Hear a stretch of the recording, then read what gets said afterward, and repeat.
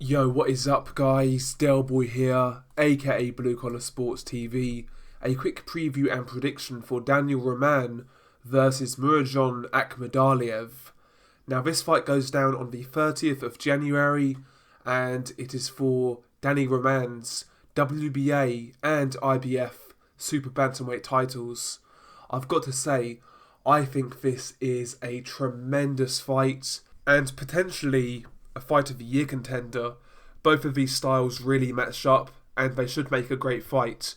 Both fighters are aggressive, both guys are well matched, and yeah, I think the styles should complement each other into making a really good fight. So if you haven't heard of this fight or you didn't know it was going down, I would really recommend watching it. I really am stoked for this fight. I have to say, I honestly can't wait for it. And I've got to say, I think it's a really hard fight to predict, to be quite honest. We will briefly run through the tail of the tape, and we will go from there. We will start with the champion, Daniel Roman. He has a record of 27 wins, 2 defeats, 1 draw. 10 of those 27 wins coming by way of knockout. The challenger, Akhmadaliev, has a record of 7-0, with 6 of those 7 wins coming by way of knockout. So from the tail of the tape, as you can see, Daniel Roman is so much more experienced as a pro. Daniel Roman has had world title fights, he's gone 12 rounds, and he's fought a higher level of competition in the pros. That certainly is a massive advantage for Daniel Roman, but as you guys I'm sure can gather, Akhmadaliev does come into this fight with a whole heap of amateur background. He is a former bronze medalist in the Olympics, and also he was a silver medalist in the World Amateur Championships. So while Akhmadaliev is lacking in pro experience, he does have a lot of amateur credentials, but yeah, pro experience, the advantage certainly goes to Danny Roman. In regards to height and reach and things like that, Daniel Roman is listed as 5'5" with a 68-inch reach, whereas Akhmadaliev is listed as 5'5.5", and I can't seem to see his reach online, but from my reckoning, he looks to be a longer guy than Daniel Roman. I think he's got longer arms, so maybe that could play into the fight. And just to throw it out there as well, Daniel Roman is an orthodox fighter, whereas Akhmadaliev is a southpaw. Can that southpaw stance prove to be an advantage for Akhmadaliev?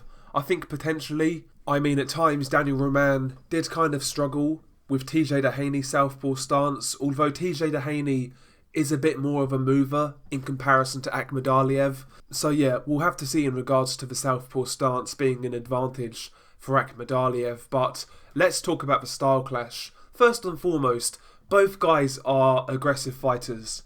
Don't get it twisted, both guys can box.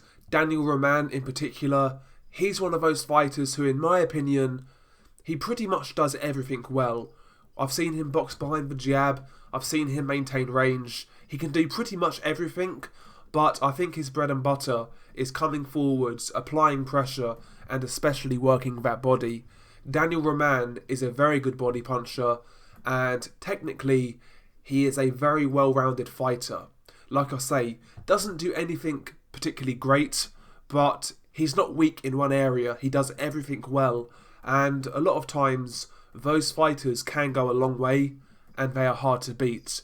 Akhmadaliev, on the other hand, he himself is very aggressive, he is front foot heavy, he comes out behind that southpaw stance, he can lead with right hooks, lead with uppercuts, he's very offensive, he's very creative, and he's a puncher. He can really throw some nice combinations. He himself throws a lot of body punches, and Akhmadaliev's style is a lot more explosive than Daniel Roman's, but I would say Daniel Roman's is a little bit more compact and a little bit more defensively responsible, you know. Akhmadaliev does take a lot of risks when he throws certain shots, like I say, when he leads with power shots, when he leads with that right hook, etc. He does take a lot of chances, and against a guy like Daniel Roman, who's seasoned, who's experienced, you know, that could be his undoing, you never know. I mean, this really is a massive step up. What he's been doing so far against the level of opposition he's been fighting has worked, and it's worked well, but Daniel Roman is light years better. than anybody Akhmadaliev has faced as a pro to date. So in this fight, I think Akhmadaliev will need to box a little bit more. He will need to be a bit more patient and not quite so gung-ho and take so many risks, just to ease himself into the fight and kind of pace himself for a longer fight if it goes that way, because Roman is used to the rounds. He's used to fighting 12 rounds at a world-class level. Akhmadaliev isn't. He's not fought long fights at a world-class level, so fighting the way he does, if he can't get Danny Roman out of there early, he could be in trouble if he doesn't pace himself. So going into this fight, I think Akhmadaliev certainly needs to be a bit more responsible in regards to how and when he throws punches. Not only defensively, but like I say, keeping his stamina for a 12-round tough fight. And again, that's where the experience plays into it, because Akhmadaliev doesn't have that experience over 12 rounds in hard fights. So can he do that? Can he make that adjustment? We'll see, but it's something to consider. If these guys meet each other in the centre of the ring, I think either guy could win it, but Akhmadaliev is a heavier puncher. He is more explosive, and if Danny Roman decides to fight fire with fire and he goes for a slugfest early on, that could be his undoing. I know the fact that he's fighting an inexperienced guy, he's going to want to test him straight away, but I wouldn't do that. I think that gives Akhmadaliev a chance when he's fresh and, up for it. If he decides to trade with Akhmadaliev, he could get knocked out, to be quite honest. So early on, if I'm Danny Roman, I would kind of take it steady, apply subtle pressure, work the body when I can, don't take too many risks, work behind that jab, and try and make it a long fight. And as the fight progresses, then round after round, I would start applying more and more pressure to test the younger, more inexperienced guy in Akhmadaliev. That's what I would do if I was Danny Roman. That's how I would approach it, I would use all of my experience, all of my skill to try and make it a long, tough fight. And as for Akhmadaliev, I rate the guy extremely highly. If anybody's followed this channel when I've spoken about him, I think of him very highly. I think he's a great talent, but, inexperience is a massive factor in this fight. But skill for skill, I do believe Akhmadaliev is a much more talented fighter.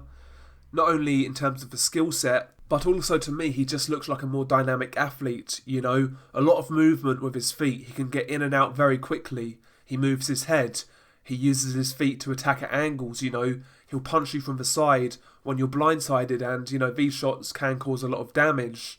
He sets some of his work up very well. Sometimes he is wild, but on other occasions, he sets his punches up really well using angles with his feet, So I think Akhmadaliev has most of the advantages in this fight, apart from experience, to be quite honest.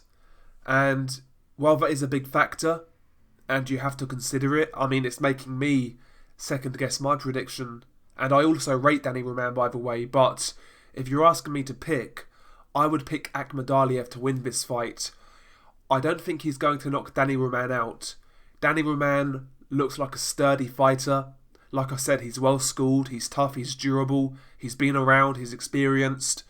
But I think he'll get outpointed in this fight. I believe Akhmadaliev will land the better, more eye-catching shots.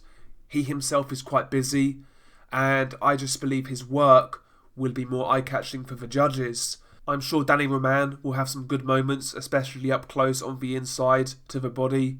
He'll have good moments, but I think over the 12 rounds, Akhmadaliev will do enough to win, and he will win a competitive but clear points decision. So yeah, I'm going with Akhmadaliev on points, and I'll tell you this now, if he does win this fight, in just his 8 fights, that would be a hell of a win to become a unified champion in 8 fights, beating a guy like Danny Roman. That would be a massive statement from Akhmadaliev, so if he wins this, he gets a lot of credit from me. And likewise, if Danny Roman wins this, he gets a lot of credit also, because Akhmadaliev is a very tough, risky, mandatory challenger. I think a lot of champions in this position would have vacated that belt. So if Danny Roman wins, he also gets a lot of credit from me, because first and foremost, I'm picking Akhmadaliev. So yeah, he would get a lot of credit. Anyway, I really love this fight, I've got to say. I think it's a great fight. And it's also on a pretty good card. You've got Tevin Farmer fighting Jojo Diaz. I think that's a solid fight. And Demetrius Andrade is fighting Luke Keeler. That's not a great fight, but at least Andrade staying busy. It's a solid card, and I'm looking forward to it. Peace.